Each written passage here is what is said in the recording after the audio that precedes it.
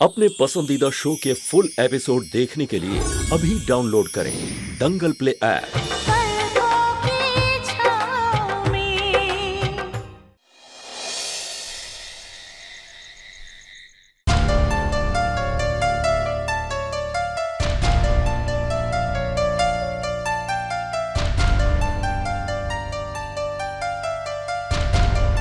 निहारिका जीजी,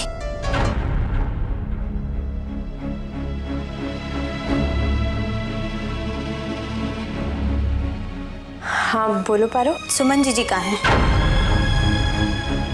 ये कैसा सवाल है? तुम मुझसे क्यों पूछ रही हो कि सुमन कहाँ है? क्योंकि मुझे लगता है कि सुमन जीजी के गुम होने के पीछे आपका ही हाथ है। पारो, तुम मुझ पर ये बेबुनियाद इल्जाम कैसे लगा सकती हो?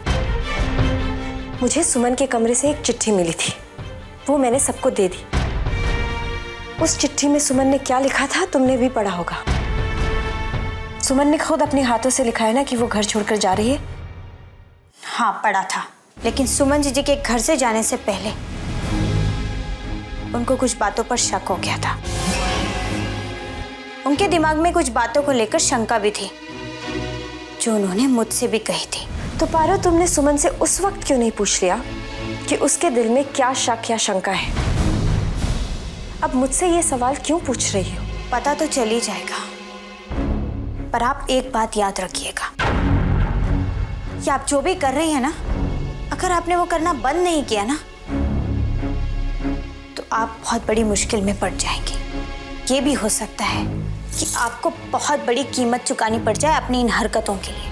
बस पारो, बहुत हो गया। निकल जाओ मेरे कमरे से।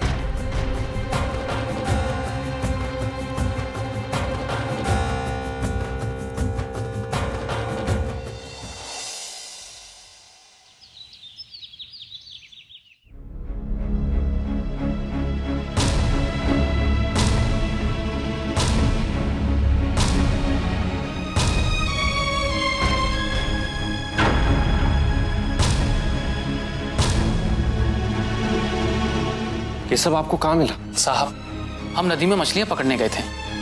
ये सारी चीजें हमें वहीं से मिली। ये पर्स हमें नदी किनारे मिला और उसमें ये मोबाइल। बस इस मोबाइल के सहारे ही हम आपके पास तक पहुंचे। ऐसा लग रहा है कि इन्होंने नदी में कूदकर आत्महत्या कर ली है।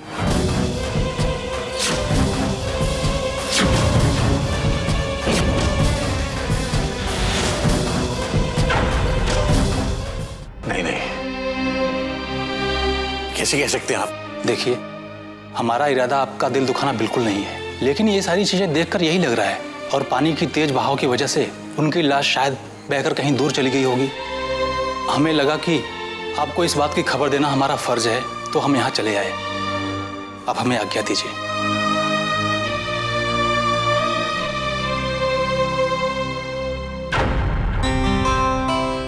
कोई चाहे कुछ भी कहे, कुछ भी समझे, पर मैं ये बात हरगिज मानने के लिए तैयार नहीं हूँ कि सुमन जीजी अब इस दुनिया में नहीं है।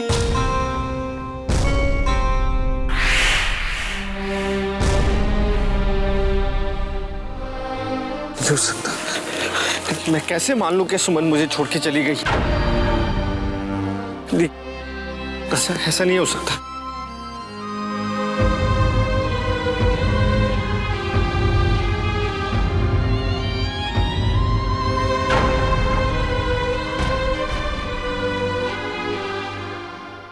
देखो, अभी तक घर वालों को ये यकीन नहीं हुआ है कि सुमन मर चुकी है, इसलिए उसे कुछ दिन और अपनी कैद में रखना। समझ गए ना? जब तक घर वालों की सुमन को जिंदा देखने की उम्मीद नहीं मर जाती, तब तक उस पर नजर रखनी होगी।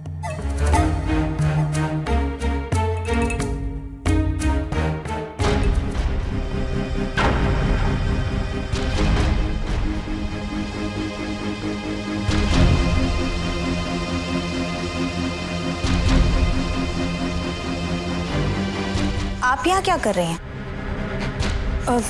मैं बस यूं ही खुली हवा में सांस लेने आई थी। सुमन के बारे में सोच रही थी। सोच सोच कर मन घबरा रहा है। बेचारी बेचारी नहीं है वो। सुमन जी जहाँ कहीं भी हैं ठीक है, वो जिंदा है, कुछ नहीं हुआ है उन्हें, समझिए आप।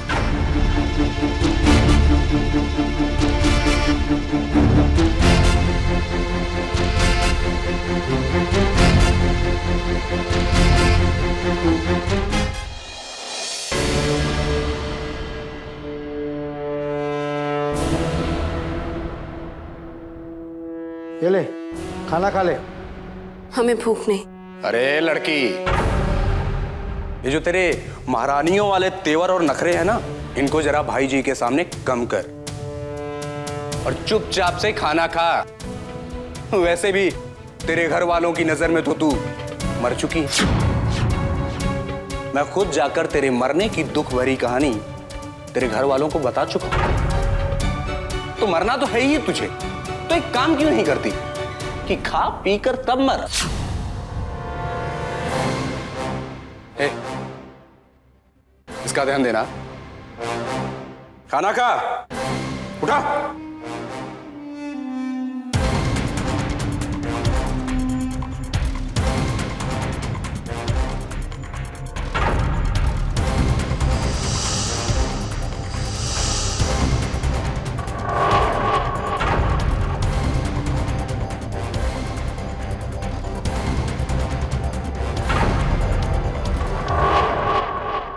हमें बाथरूम जाना है।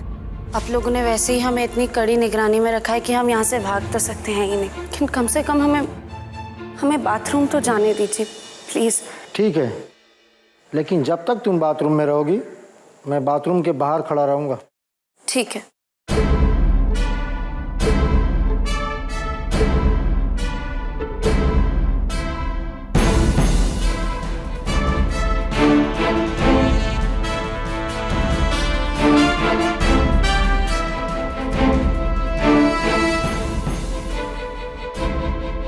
जाओ और जल्दी आना, मैं यहीं खड़ा हूं।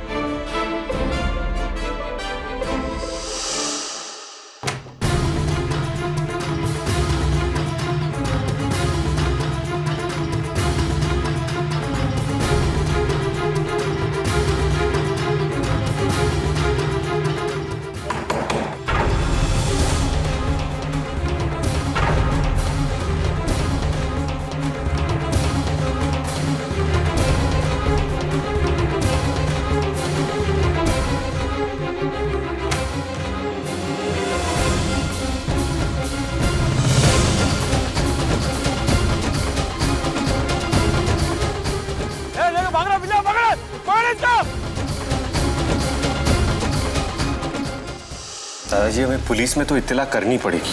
बिल्कुल सही बात है, पुलिस को तो बताना ही पड़ेगा ना। ऐसे कोई आदमी है सुमन के कपड़े लेकर आ जाएगा, उसकी चीजें दिखा देगा और हम ये मान के बैठ जाएंगे कि सुमन इस दुनिया में नहीं है। जब तक हमें सुमन की लाश नहीं मिल जाती, हमें इस बात पर विश्वास नहीं करना चाहिए। आप लोगों ने मुझे भी तो मरा हुआ समझ लिया था ना। क्या हुआ, मैं सही सलामत लौट आया ना। हाँ, ठीक कह रहा है करण, लेकिन सवाल यह उठता है कि अगर सुमन है तो इस वक्त कहां पर है, किस हाल में है वो?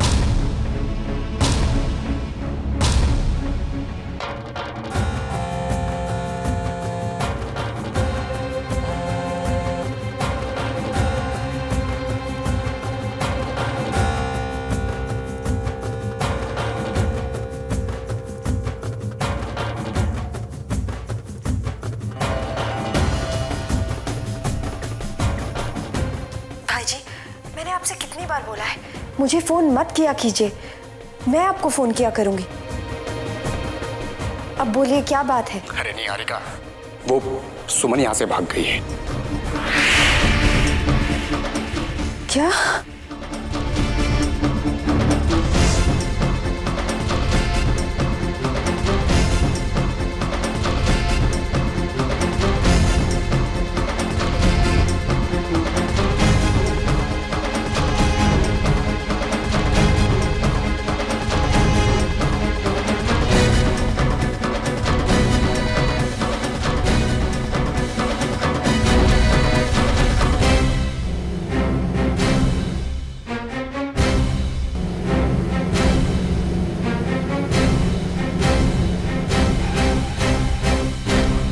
भाई साहब प्लीज हमारी मदद कीजिए, हमारी जान खतरे में, कुछ लोग हमारे पीछे पड़े, हमें हमारे घर पहुंचा दीजिए प्लीज। ठीक है, आप जल्दी बैठिए।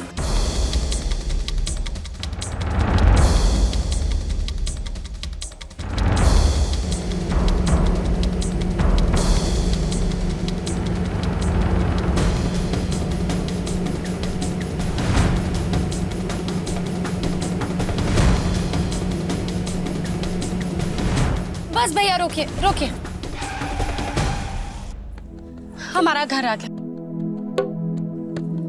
भैया आपका बहुत बहुत शुक्रिया, हम आपका एहसान कभी नहीं भूलेंगे। कोई बात नहीं बहन जी, आप ठीक से जाइए।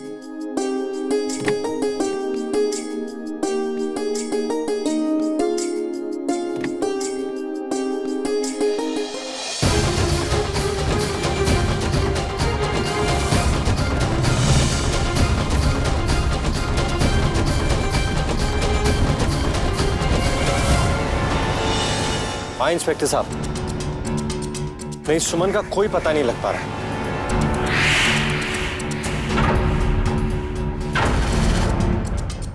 हाँ हाँ ठीक है, आप हैं ना वहां पर? जी मैं आ रहा हूं पुलिस स्टेशन रिपोर्ट लिखवाने। जी जी कल से कोई पता नहीं लग पा रहा। ठीक है मैं बस आई। Okay thank you.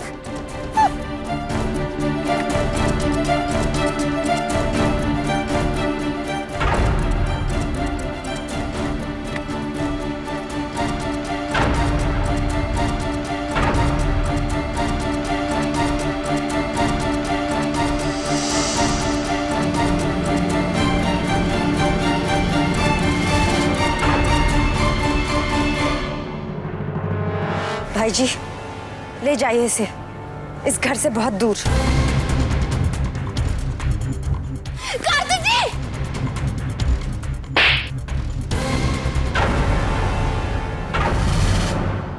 अपने आप को बहुत होशियार समझती हो ना तुम? आइंदा अगर भागने की कोशिश की तो याद रखना जिंदा नहीं बचोगी तुम। हाँ, मार दो हमें। जो करना है कर लो, लेकिन एक बात याद रखना, ऊपर वाला तुम्हारे हर पाप का हिसाब रखेगा। हम अभी मजबूर हैं इसलिए कुछ कर नहीं सकते, पर याद रखना वो मजबूर नहीं है, वहां देर है अंधेर नहीं। भाई जी ले जाइए इसे, ये कुछ ज्यादा ही बोल रही है, इस पे हमें और भी नजर रखनी पड़ेगी। कार्तिक जी पुलिस स्टेशन गए, इसकी गुमशुदगी की रिपोर्ट लिखवाने। हमें और भी सावधान रहना होगा। बस अब इसकी चिंता आप मत कीजिए। चल चल।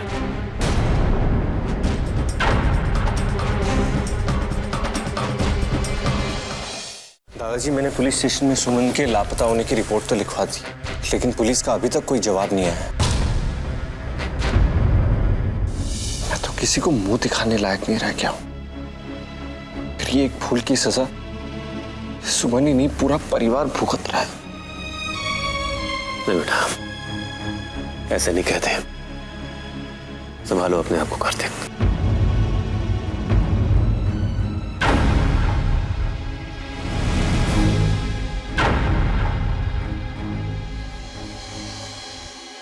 मैं जानती हूँ पहले ही ये परिवार एक मुश्किल समय से गुजर रहा है, लेकिन मैं माफी चाहती हूँ। मैं जो आप लोगों से कहने जा रही हूँ वो मेरी मजबूरी है। ये बात मैं छुपाकर भी नहीं छुपा सकती।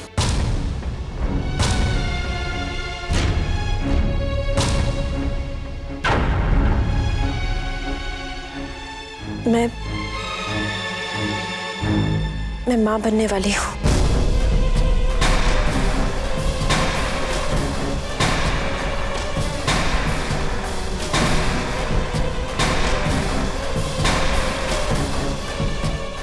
झूठ बोल रही हैं आप, सरासर झूठ बोल रही हैं। अरे झूठ बोलते बोलते थकती नहीं है क्या? अब तो मैं दावे के साथ कह सकती हूँ कि सुमन जीजी के गुम होने के पीछे आपका ही हाथ है। और ऊपर से ये प्रेग्नेंट होने का नया नाटक शुरू कर दिया है। अरे मुझे तो कार्तिक भैया पे जो आपने ये झूठा इल्जाम लगाया ना, उस पर भी विश्वास नहीं है। मुझे तो लगता है आप सबको अपने झूठ के जाल में उलझा रही हैं। अरे उलझा क्या रही है, उलझा चुकी हैं। पारो, तुमने मुझ पर इल्जाम तो लगा लिया, लेकिन इस इल्जाम को सच साबित करने के लिए कोई सबूत तो होगा तुम्हारे पास? नहीं, आपके झूठ को साबित करने के लिए मेरे पास कोई सबूत नहीं है, लेकिन मुझे खुद पर, अपने दिल की आवाज पर पूरा विश्वास है। और मेरा दिल बार बार यही कह रहा है कि आप सरासर झूठ ही बोल रही हैं। माँ, पारो के पास तो अपनी बात साबित करने के लिए कोई सबूत नहीं,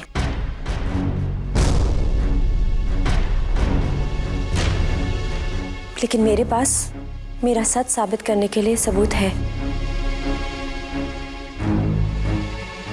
जी, डॉक्टर की रिपोर्ट।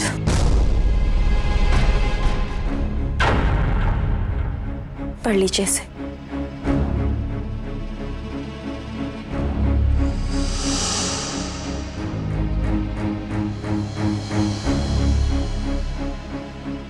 अपना सच साबित करने के लिए मैं कुछ भी करने को तैयार हूं, ताकि किसी को मुझ पर उंगली उठाने का मौका न मिले। मैं कभी नहीं चाहती थी कि मेरे सामने ऐसे हालात पैदा हों, पर मैं क्या करूं? मैं बदनसीब। मुझे शायद सुख और खुशियां रास ही नहीं आती। उस दिन मेरी कलाई का कटना एक हादसा नहीं था, मैंने अपनी नस काटी थी।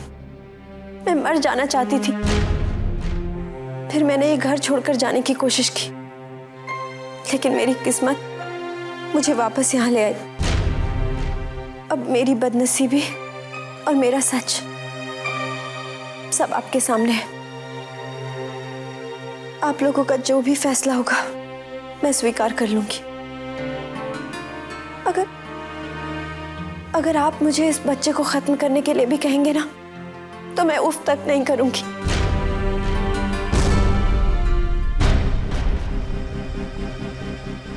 इस रिपोर्ट में चाहे कुछ भी लिखा हो, पर मैं जानती हूं कि ये झूठ बोल रही हैं।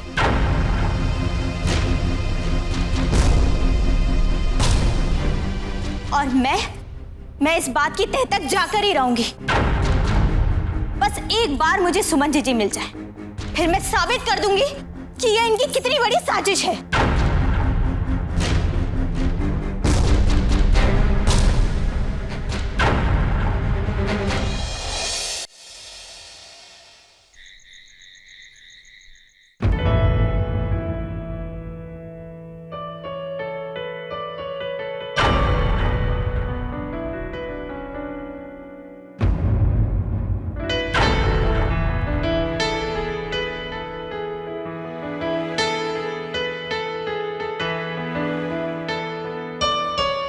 कार्तिक जी, मैं जानती हूँ आप इस वक्त किस कश्मकश से गुजर रहे हैं।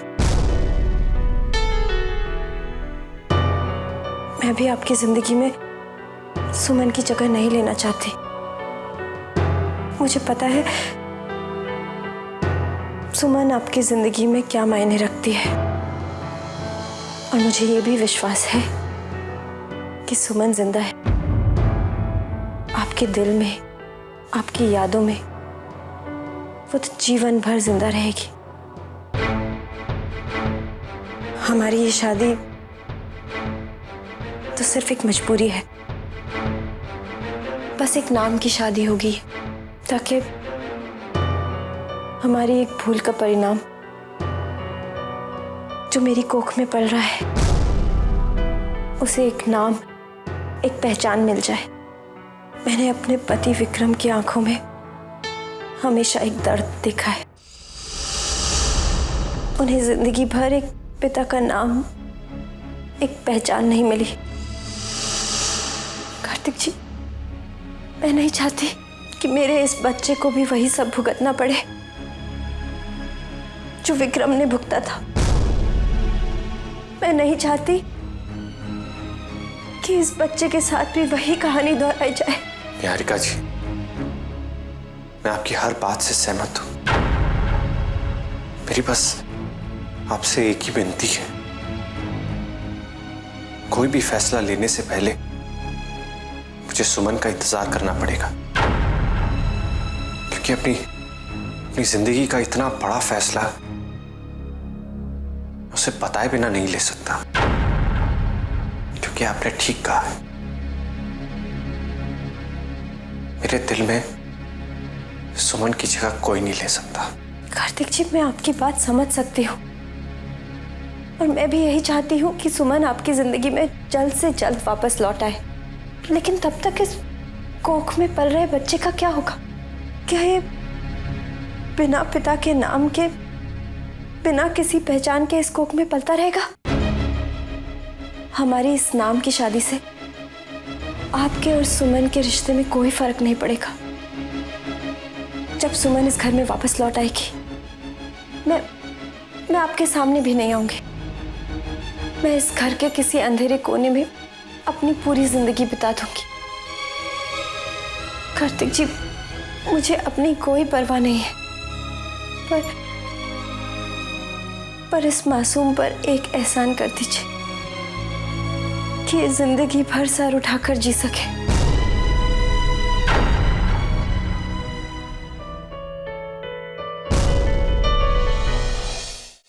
हेलो सिटी हॉस्पिटल, क्या मैं डॉक्टर शाह से बात कर सकती हूँ? जी, मुझे निहारिका विक्रम प्रताप सिंह के बारे में कुछ पूछना है।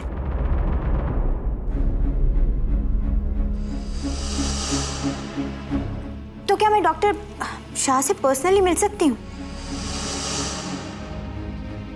ओह, थैंक यू। पारो, ये सब क्या है? तुम ये सब क्यों कर रही हो? अरे, बिना किसी सबूत के निहारिका भाभी पर इल्जाम लगाना ठीक नहीं। तुम्हारा शक गलत भी तो हो सकता है ना? नहीं करण, मेरा शक गलत नहीं है और मैं इस बात को साबित कर ही रहूंगी। सुमन जीजी मेरे लिए बड़ी बहन से भी बढ़कर है और मैं किसी को भी अपनी बहन की जिंदगी के साथ खिलवाड़ नहीं करने दूंगी। मैं निहारिका जीजी के झूठ को बेनकाब कर ही रहूंगी।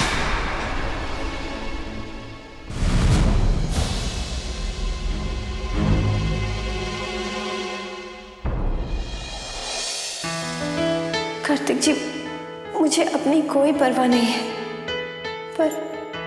पर इस मासूम पर एक एहसान कर दीजिए कि जिंदगी भर सर उठाकर जी सके।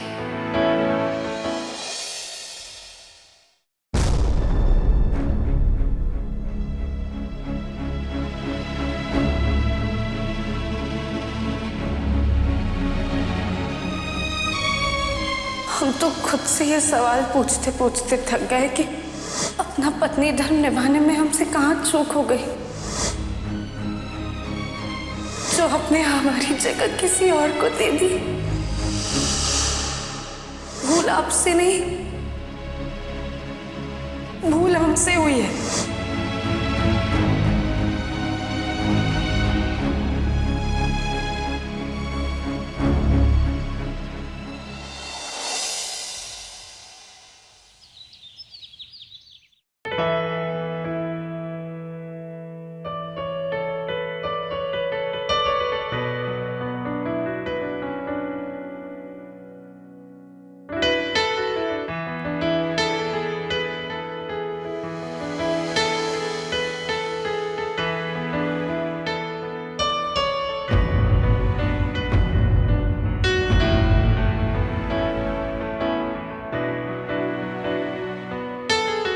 कार्तिक बेटा, इस समय तुम्हारे दिल पर क्या बीत रही है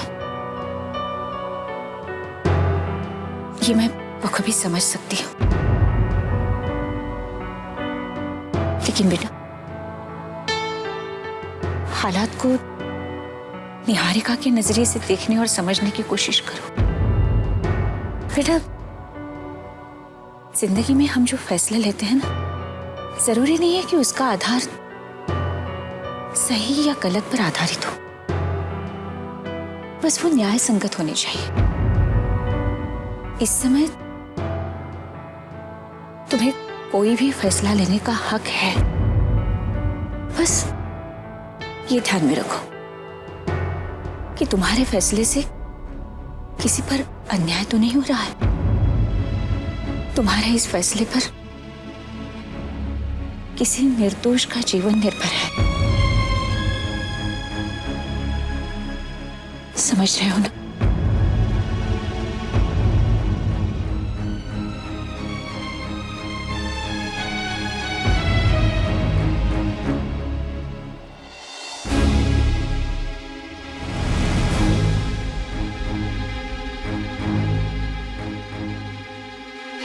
दादाजी, बच्चे के भविष्य के लिए मैंने ये फैसला किया है कि मैं निहारिका से शादी करूं।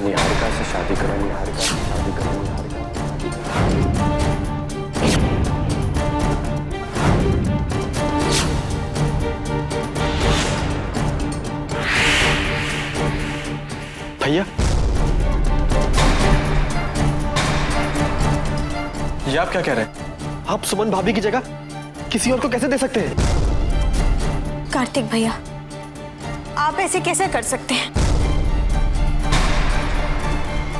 सुमन जी अभी जिंदा है और आप देखिएगा वो बहुत जल्द हमारे बीच होंगी। मैं जानता हूं वो जिंदा है और मुझे पूरा यकीन है कि सुमन मेरी जिंदगी में वापस जरूर आएगी। सुमन की मेरे दिल में, मेरी जिंदगी में जो जगह है वो जगह और कोई नहीं ले सकता, बल्कि मैं चाहकर भी किसी और को जगह नहीं दे सकता। पारो, मेरे लिए ये फैसला करना आसान नहीं है, लेकिन कुछ फैसले आदमी की मर्जी नहीं, उसकी मजबूरी होते हैं। निहारिका की शादी सिर्फ नाम के लिए होगी। बच्चे को उसके पिता का नाम मिलना उसका हक है और मैं उस बच्चे से यह हक छीनना नहीं चाहता। मैं और निहारिका एकदम सादे तरीके से एक शादी करेंगे ताकि बच्चे को उसके पिता का नाम मिल जाए। मेरा ये फैसला मेरी गलती का प्रायश्चित है। लेकिन बेटा,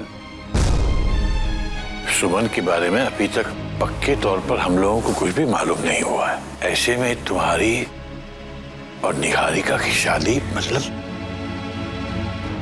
लोग क्या कहेंगे? दादाजी, दुनिया वाले जो कहना चाहे कहें। वक्त और हालात ने मुझे जिस मोड़ पर लाकर खड़ा किया है, मुझे अपनी जिम्मेदारी पूरी करनी होगी और मैं अपनी ये जिम्मेदारी निभाऊंगा, बस।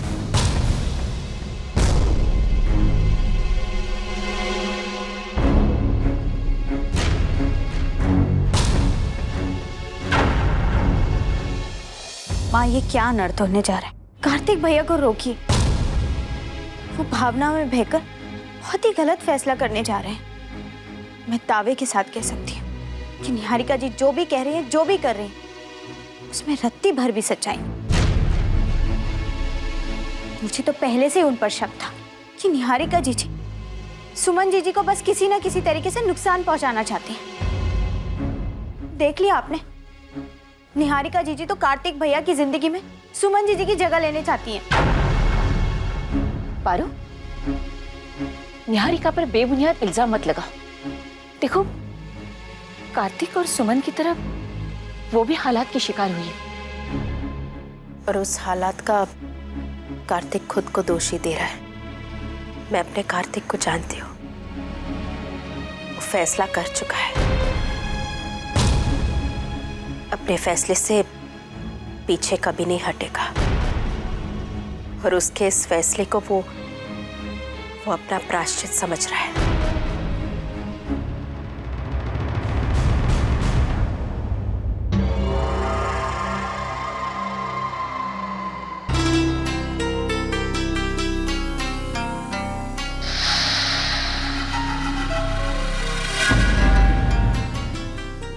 ये रिंग, ये शादी का झूठा इनविटेशन कार्ड, इन्हें सुमन को दिखाकर सुमन को इतना तड़पाऊंगी कि उसका दिल टूट जाएगा।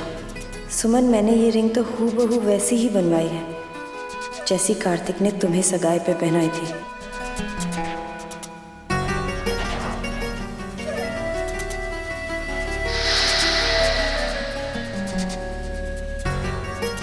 कैसी हो सुमन?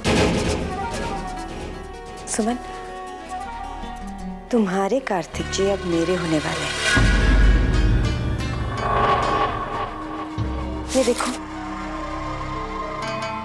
कार्तिक जी और मेरी शादी का कार्ड। और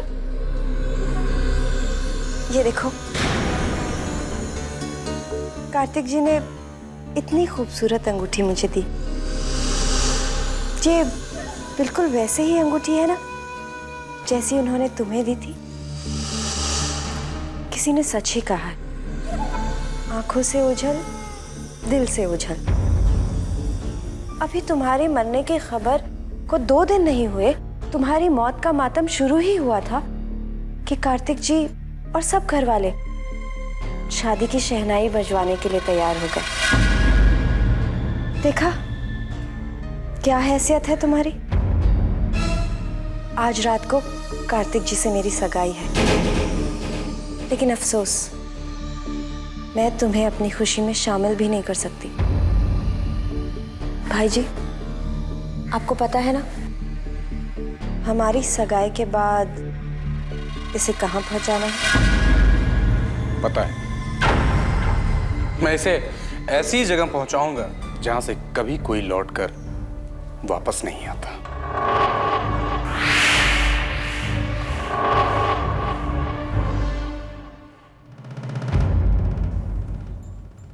चलिए।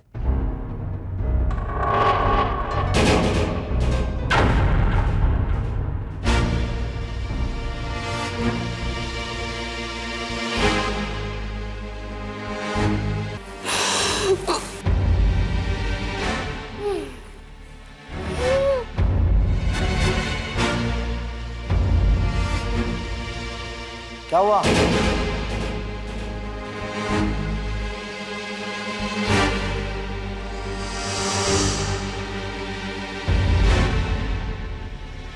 अरे ये तो सांस ही नहीं लेगी।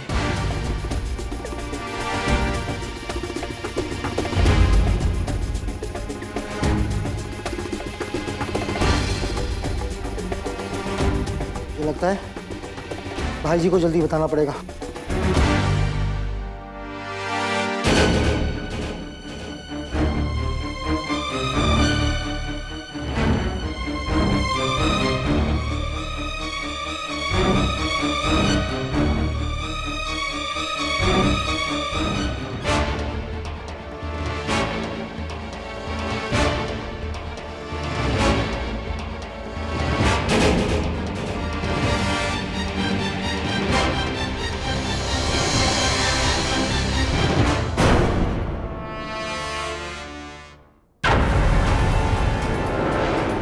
कहाँ गई वो?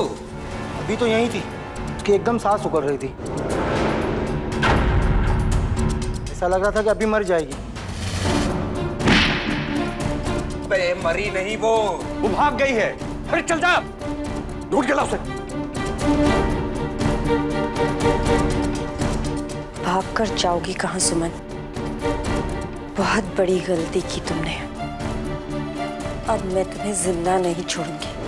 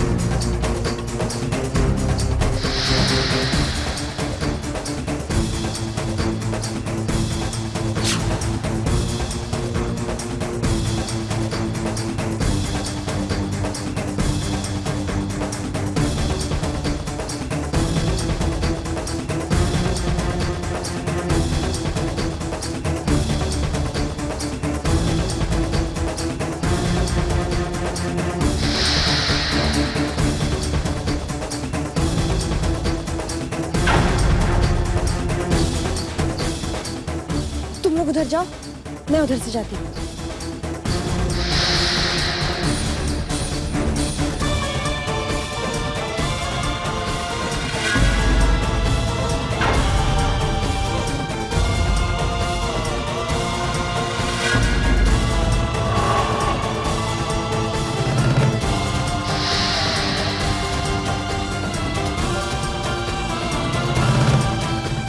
सुमन, रुक जाओ।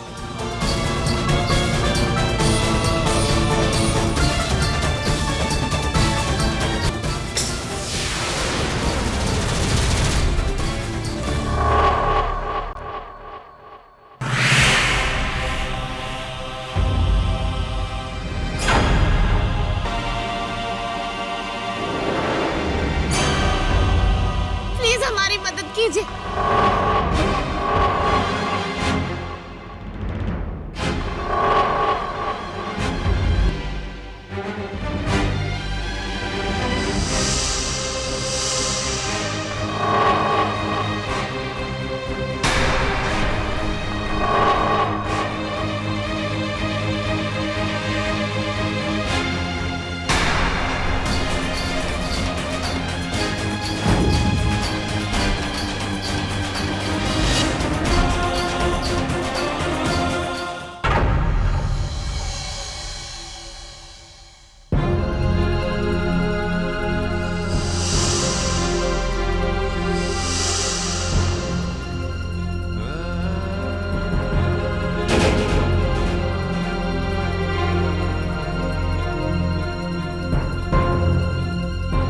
हमें किसी भी तरह घर पहुंचना ही होगा। अगर हम वहां नहीं पहुंचे तो निहारिका और कार्तिक जी की सगाई हो जाएगी। लेकिन सगाई से पहले हमें वहां पहुंचकर निहारिका के झूठ का पर्दाफाश करना होगा घर वालों के सामने।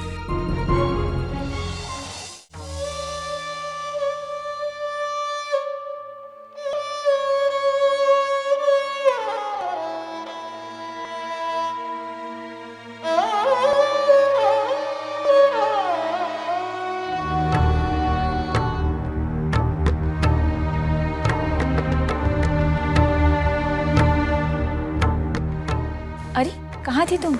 मैं 2 बार कमरे में गई थी तुम्हें ढूंढने, तुम थी नहीं वहां। खैर छोड़ो, आओ।